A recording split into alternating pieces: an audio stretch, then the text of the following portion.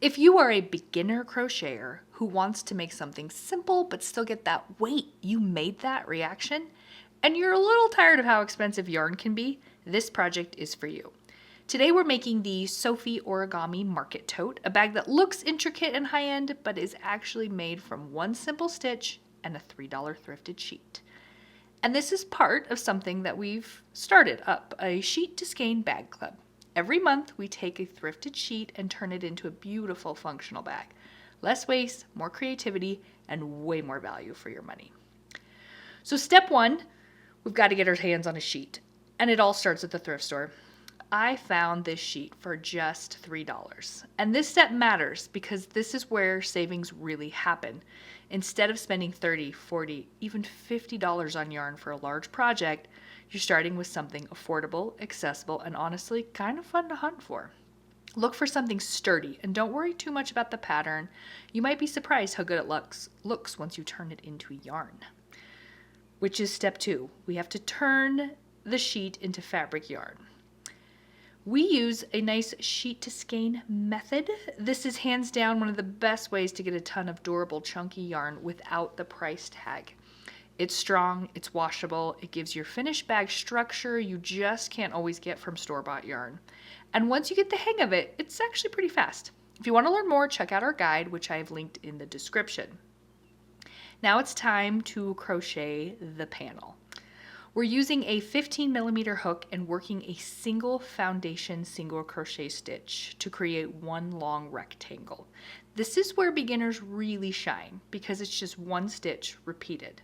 Here's the pattern. Start with a slip knot, chain 20, and then work one foundation single crochet into the second chain from your hook. Then continue. You're going to do a foundation single crochet across each row. Chain 2 at the end. This does not count as a stitch.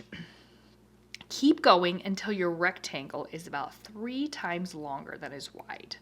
So for example, if you have 14 inches wide, then you need it to be 42 inches long. That's a 1:3 ratio, and that's what makes the origami fold work. Quick tip, if you can, make your row count a multiplier of 3. It makes the folding step much easier later.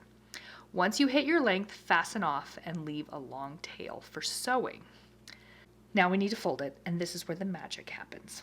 At first, it might feel a little confusing, but once you see it come together, it's so satisfying. Lay your rectangle flat and divide it into thirds. Then, fold the bottom left corner up, fold the right corner down. You'll start to see a square forming in the center with triangles on each side. From there, continue folding diagonally and aligning the edges until the bag shape forms.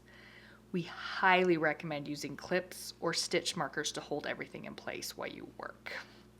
You're going to want to use your yarn tail to sew up one side and then attach yarn to sew the other and weave in your ends. If you're into projects like this, simple, creative, and budget-friendly, make sure you subscribe. Next month's bag for the Sheet to Skein Bag Club is already in the works, and it's a completely different style. All right, now for the handle. I actually went back to the thrift store. This time I found a pillowcase for $1. Yaya then sewed a fabric strap that can be tied in 2 ways.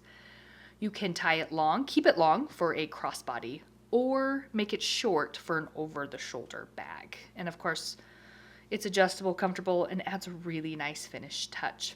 If you don't sew, like me, there are plenty of other options. You can get some rope, or maybe a belt from the thrift store. Or you can stick to fabric. Here I am ripping and braiding fabric to form a handle. This look works well with this kind of bag and keeps things practical and cheap since you can use any old fabric you've got laying around. All right, step 6, it's time to take it out into the wild, and this really is the best part. Take your bag out and use it. This thing is sturdy. The fabric yarn makes it strong enough to hold groceries, everyday essentials, honestly, a lot more than you'd expect. It's also washable, which makes it super practical. And yes, I got a compliment the very first time I took it out to the store. The best part is it looks complicated, but it's not. Or maybe the best part is that it costs $4. There's actually lots of best parts with this one. So if you've been wanting to crochet something that's beginner friendly, actually useful, and doesn't cost a fortune in yarn, this is your sign to try it. Make your own yarn, make your own bag, make it your own. And don't forget, next month's bag drops on June 21st, so subscribe so you don't miss it. Now get out there and crochet something wonderful. Love, Bird and Yaya.